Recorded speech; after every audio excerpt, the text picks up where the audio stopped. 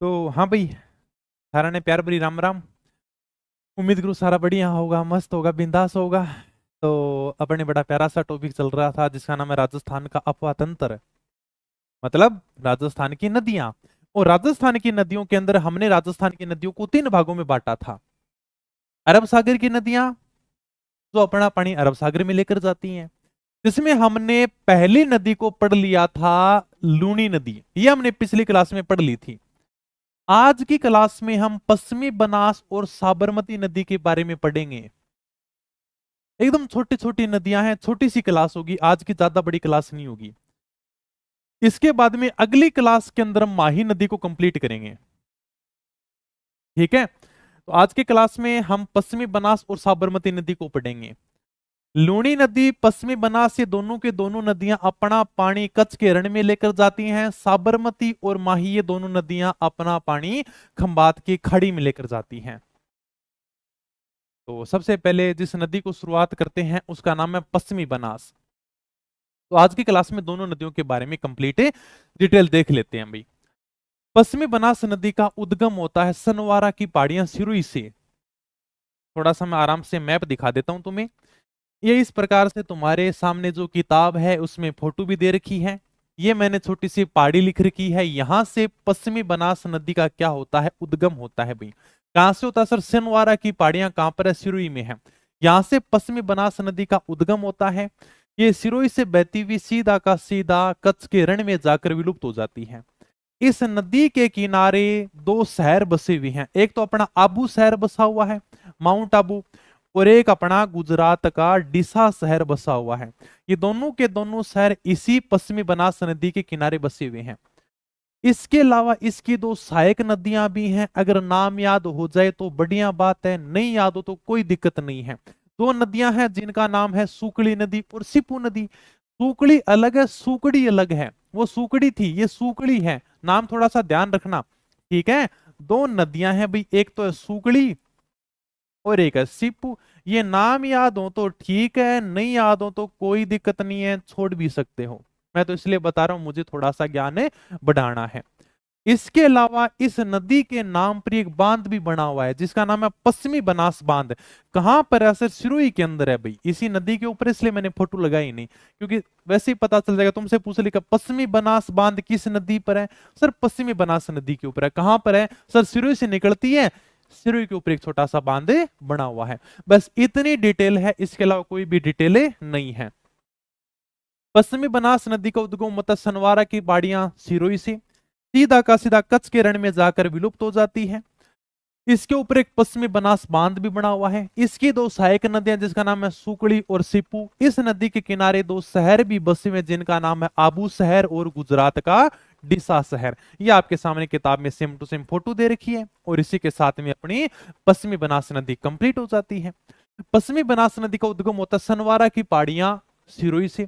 आबू व गुजरात के डीसा शहर से बहती हुई सीधा का सीधा कच्छ के रण में चली जाती है। इसकी 2 सहायक नदी जिनका नाम है सूकड़ी और सिपू। यह आपके सामने जो फोटो दिखाई दे रही है, यह आपके पश्चिमी बनास बांध की फोटो है जो सिरोही में इसी नदी के ऊपर बना हुआ है। ये बांध के किनारे इस प्रकार से मीटर भी लगे होते हैं भाई, इस बांध में कितना पानी है, कितना पानी कम हो गया, कितना पानी ऊपर चला गया। जैसे जब भी अनेक बारिश होती है तो आप हमेशा अखबार की सुर्खियों में देखते हो बिसलपुर बांध, ज्यादा बारिश होने से बिसलपुर बांध में इतना पानी आ गया, अब की बार बारिश नहीं होती है तो बिसलपुर बांध में पानी कम हो जाएगा, इतने मीटर कम हो गया। जयपुर शहर वासियों को पानी की समस्या उत्पन्न हो सकती है, क्योंकि जयपुर वालों को तो सारे के सारे पानी की आपूर्ति कहां से होती है? बिसलपुर बांध से होती है। और बाकी जो बांध हैं इनके बारे में हम अलग से पढ़ेंगे, बांध अपना अलग टॉपिक है। तो समझ में आ गया?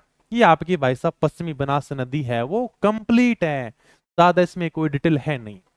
ओके, ठीक है सर। ये पश्चिमी बनास नदी होगी, ये आपकी कौन सी नदी होगी? साबरमती नदी होगी। ये आपकी साबरमती नदी रही। कौन पूछ रहा है साबरमती नदी किसके अंदर गिरती है? एलोन बॉय, इसलिए तू अकेला रह गया ना, तूने किताब में फोटो नहीं देखी होगी। ये आपके सामने नहीं दिख रही का खंबात की खाड़ी? ये आ जाओ भी अगली नदी के ऊपर जिसका नाम है साबरमती नदी। साबरमती नदी का उद्गम कहां से होता है सर? पदराला की पहाड़ियां हैं कोटड़ा उदयपुर में, यहां से आपकी एक नदी निकलती है जिसका नाम है साबरमती नदी। इस नदी की कुल लंबाई है 416 किलोमीटर, लेकिन राजस्थान में केवल 45 किलोमीटर बहती है उदयपुर में। उदयपुर से बहकर ये सीधी की सीधी कहां पर चली जाती है, खंबात की खाड़ी में चली जाती है। इस साबरमती नदी के किनारे गुजरात का अहमदाबाद शहर बसा हुआ है। इस बात के लिए तो तुम्हें तारीफ करनी पड़ेगी कि मैंने तुम्हें इतनी शानदार और रंगीन फोटो के साथ में, डिजाइन के साथ में किताब दी है जिसका नाम है ब्रह्मास्त्र। देखो कितना प्यारा शहर बसा है मैंने इस नदी के किनारे, और मैंने यहां पर नाम भी लिखा है अहमदाबाद शहर। इसी नदी के किनारे महात्मा गांधी जी का मैंने साबरमती आश्रम भी बसाया है। और इसी नदी के किनारे गुजरात का एक और शहर भी है जिसका नाम है गांधीनगर। ठीक है। और इसकी जो सहायक नदियां हैं, सेई है, वाकल है, वेतरक है, ये इसकी सहायक नदियां हैं। हाथमती है, मेसवा है, माजम है, ये सारी की सारी साबरमती नदी की सहायक नदियां हैं। होगी कंप्लीट, बस इतनी है, इतनी बातें हैं, बस हो गया भाई साहब कंप्लीट। पदराला की पहाड़ियां, कोटड़ा, उदयपुर से साबरमती नदी निकलती है, सीधा का सीधा उदयपुर से बहती हुई खंबात की खाड़ी में चली जाती है। कुल लंबाई 416 किलोमीटर। राजस्थान में जरूर ध्यान रखना, राजस्थान में 45 किलोमीटर है। वाकल, वेतरक, सेई, मेसवा, माजम, हाथमती, इसकी सारी की सारी क्या सहायक नदी हैं। साबरमती आश्रम है, अहमदाबाद शहर है, गुजरात का गांधीनगर इसी नदी के किनारे बसे हुए हैं। खंबात की खाड़ी अरब सागर में है ना भाई, ये बात मैंने पिछली क्लास में बहुत अच्छे तरीके से समझाई है, बहुत अच्छे तरीके से समझाई है मैंने पिछली क्लास में। ओके, मैंने फोटो दिखा दिखा के समझाइएगा। ये देखो अरब सागर की, ये देखो कच्छ कारण, ये खंबात की खाड़ी। तो ये सेम टू सेम इसी प्रकार से देखिए। अब आ जाओ भी, जो मैंने समझाया है वो सारी की सारी डिटेल है। ये आपके साबरमती नदी है जिसका उद्गम पदराला की पहाड़ियां, कोटड़ा, उदयपुर से होता है। कुल लंबाई 416 किलोमीटर। राजस्थान में बात करें तो 45 किलोमीटर है। उदयपुर से बहकर सीधी की सीधी काम पर चली जाती है, खंबात की खाड़ी में चली जाती है। अहमदाबाद शहर, गांधीनगर, गांधी जी का साबरमती आश्रम इसी नदी के किनारे हैं, जो आप आराम से फोटो में देख सकते हो। चलो सर आगे बताओ। ये मैंने सहायक नदियां आपको बताई दी। ये वाकल है, सेई है, वेतरक है, हाथमती है, मेसवा है, माजम है, केवल इसके नाम ध्यान रख लेना। वैसे तो हो सकता है छोटी मोटी कोई 10-15 नदियां और हों, लेकिन अगर तुम ये याद कर लोगे तो भी तुम्हारे लिए बहुत हैं।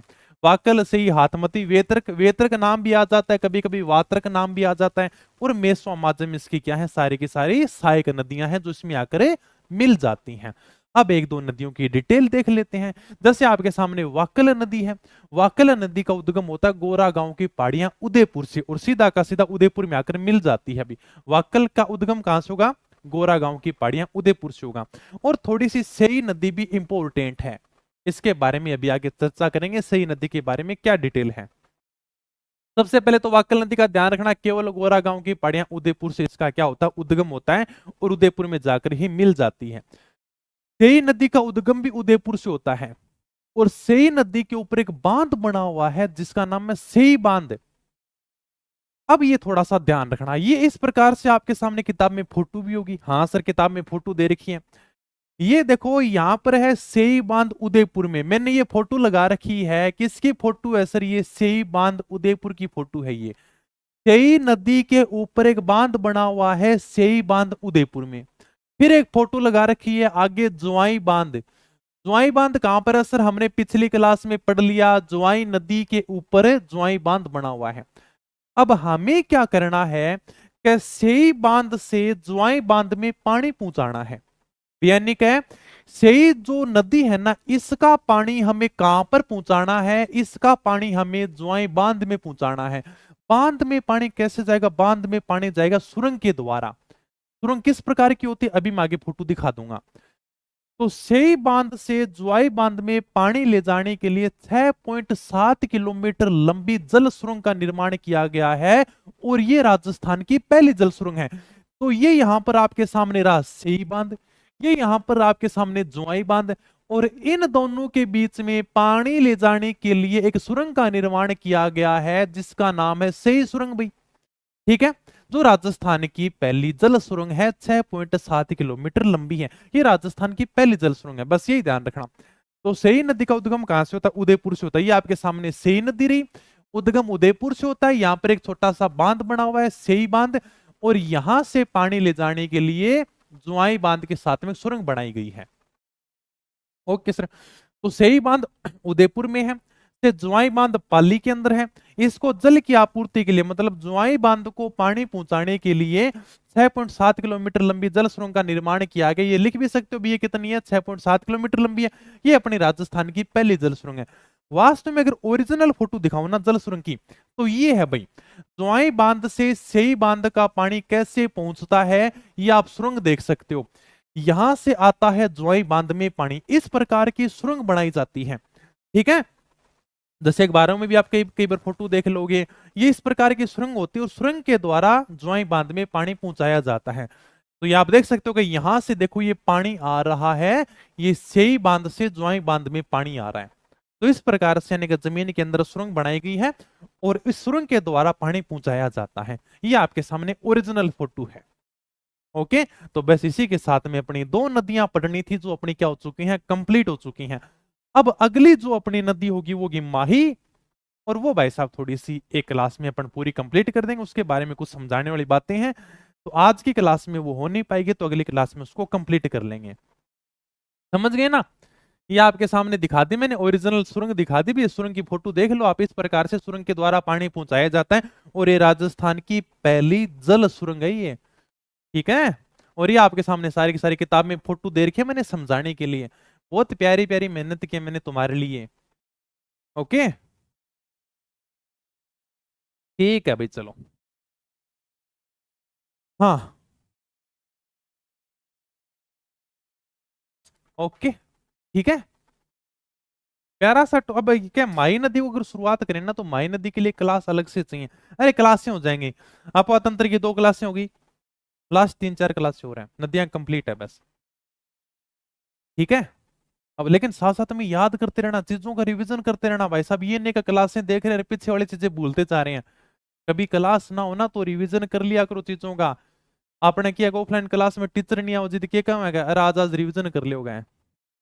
चलो छोटी सी क्लास थी, तो मिलेंगे फिर कल दोबारा से अगली क्लास में जिसमें माही नदी के बारे में पढ़ेंगे। तब तक धन्यवाद, थैंक यू, जय हिंद, जय भारत।